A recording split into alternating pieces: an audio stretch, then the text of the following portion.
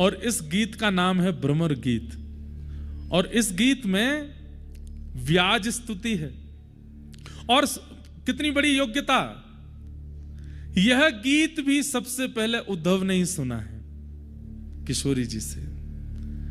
जब भगवान कन्हैया अपनी लीला आगे बढ़ाने के लिए व्रज छोड़ करके चले गए और श्री उद्धव जी महाराज को श्री कृष्ण ने भेजा है कि जाओ वृंदावन, उस समय दूर खड़े हैं उद्धव, समीप नहीं आ रहे हैं किशोरी जी के।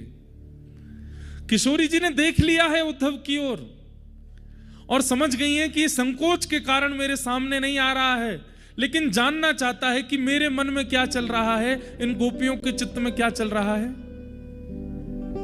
जानना चाहता है। इसका संकोच भी ना टूटे और हमारे हृदय की बात भी पहचान जाए, क्या करें? तभी उड़ता हुआ एक भौरा सामने आया। तो किशोरी जी कहती हैं, अरे गोपियों देखो जे कहा है रोए। बोले कहा? कन्हैया स्वयं तो आयो नहीं है, हम सबन की स्थिति देखवे के काजे अपनो सखा भेजो है। उद्धव जी डर गए, अरे ये इन्होंने कहीं मुझे देख तो नहीं लिया। तब कोई गोपी बोली, कौन सा सखा?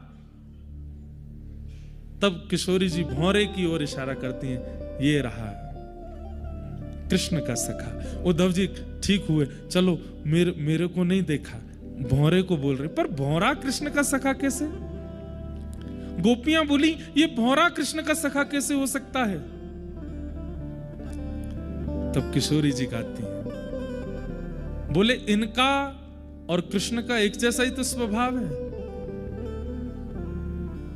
मधुपक तब बंधो मास्पृशन मधुपक तब बंधो। ये मधु है और मधु से बहुत प्रेम करता है। पुष्पों के ऊपर जाकर के बैठता है, वहां से सुंदर सुंदर रसों को इकट्ठा कर लेता है और एक जगह जाकर के उसको एकाग्र करने लगता है। कृष्ण भी तो ऐसे ही हैं, कभी किसी गोपी के पास, कभी किसी गोपी के पास, कभी किसी भक्त के पास, कभी कोई भक्त रुचिकर लग जाता है, सबसे उनका रस ले लेते हैं।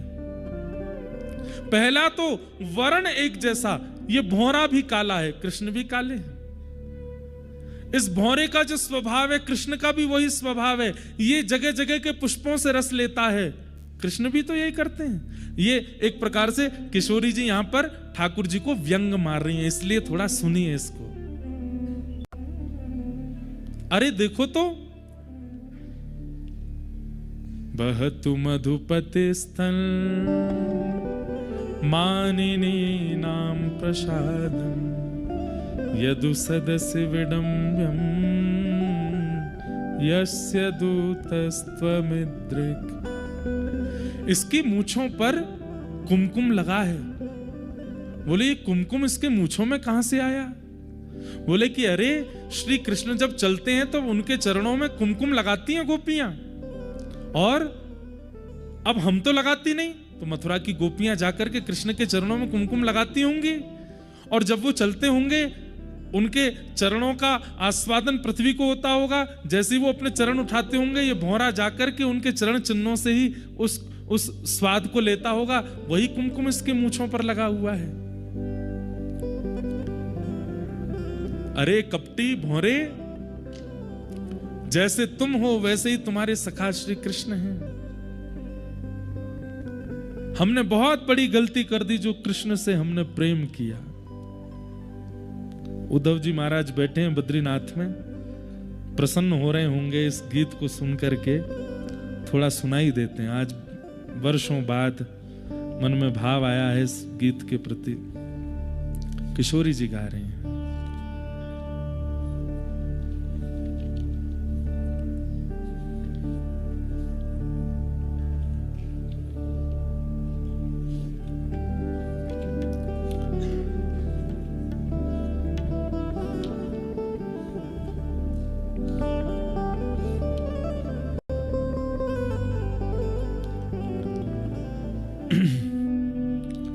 सकृदधर सुधां स्वां मोहिनीं पाययित्वा सुमनसैव सद्य तत्यजेस्मान् भवादृक् परिचरति कथं पादपद्मं तु पद्मा यपिबत हितचेता उत्तम श्लोक जल्पै। और किमिह बहुषढङ्ग्रे गायसी त्वं यदूना मधिपति मृगहाणा मग्रतो नः पुराणम् विजय सख सखीनां गीयतां तत्प्रसंग क्षपित कुचजुरस्ते कल्पयन्तिष्टमिष्टा मधुपकी तव बंधो। मैंने कही उद्धव जी गान लगे कपास में आके। अरे भोरे,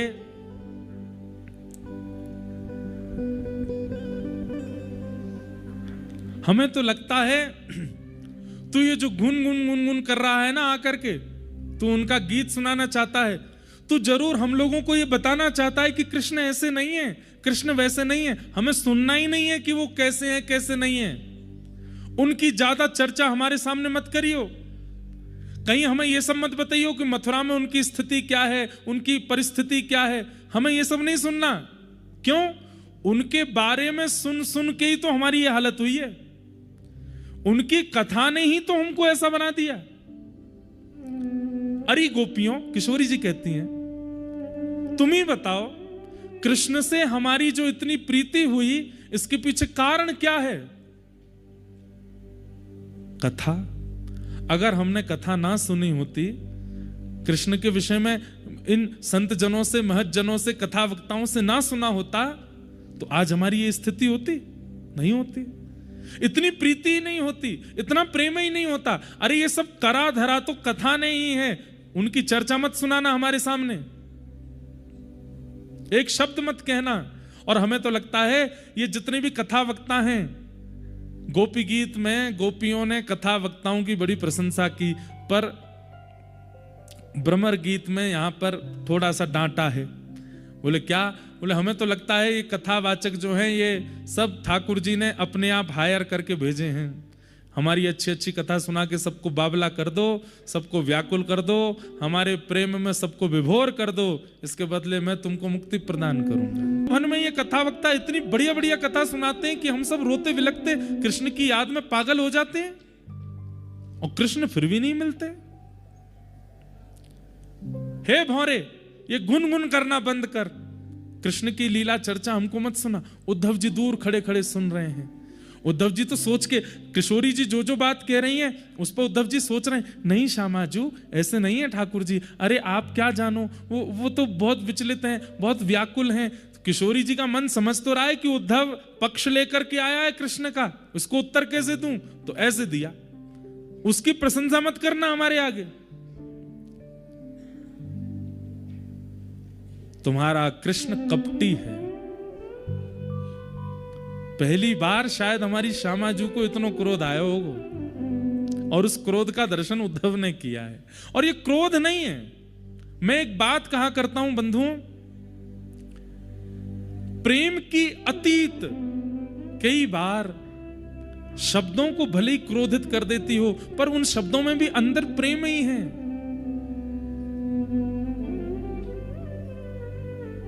जब किसी से बहुत प्रेम होता है तो हम उसको भले ही कुछ शब्द गलत बोल देते हैं, पर हृदय में हमारी वो भावना नहीं होती। किशोरी जी कहती हैं अगले श्लोक में, तुम्हारा कृष्ण तो कपटी है। बोले क्यों कपटी है? मृगयुरिव कपिंद्रम विभ्यदे लुब्ध धर्मा स्त्रियमकृत विरूपान् स्त्रीजितः कामयानां बलिमपि बलिमत्वा वेष्टयध्वंजवद्यः तदलमसितसख्ये दुस्त्यजस्तत्कथार्थः। अरे कपटी नहीं है तो क्या है? तुम्हारा कृष्ण आज का कपटी नहीं है, कृष्ण रूप में कपटी नहीं है। ये जितनी बार रूप धारण करके उतनी बार कपट किया है इन्होंने। गोपियां कहती हैं, अरे श्यामाजू आप ऐसे क्यों कह रही हैं?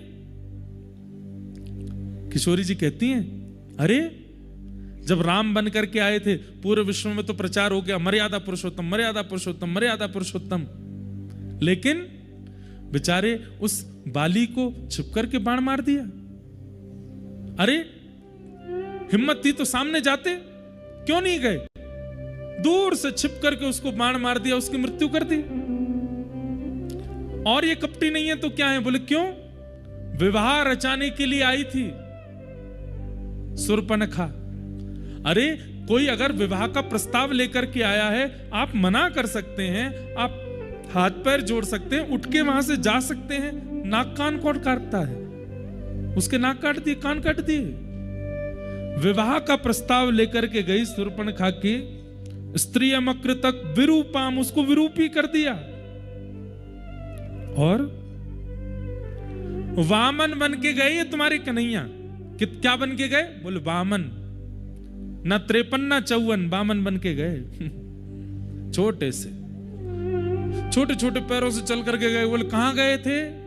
सब गोपियां पूछ रही हैं। किशोरी जी कहती हैं, बोले एक राजा बलि था, उसके यज्ञ में गए और उसके यज्ञ में जाकर के बोले मुझे तो 3 पग जमीन चाहिए।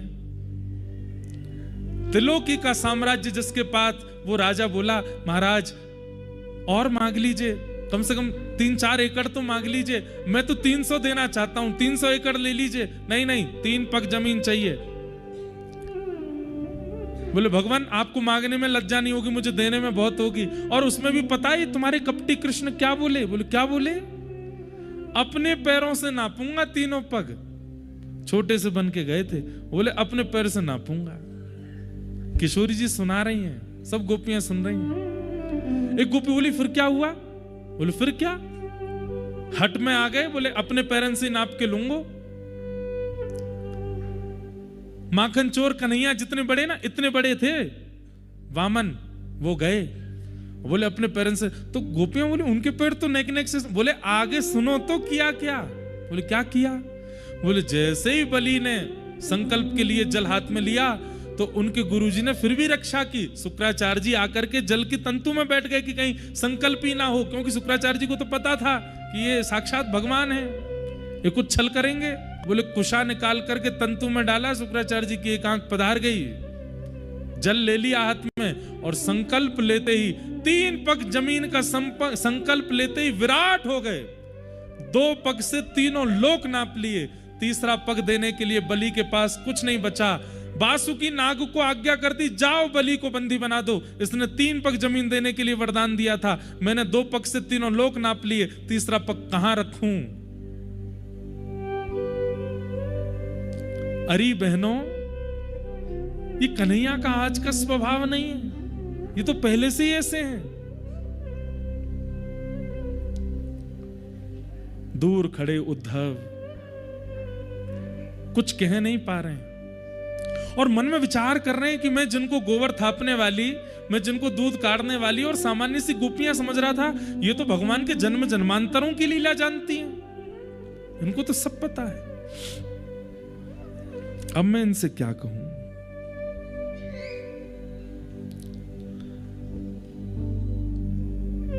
अंत में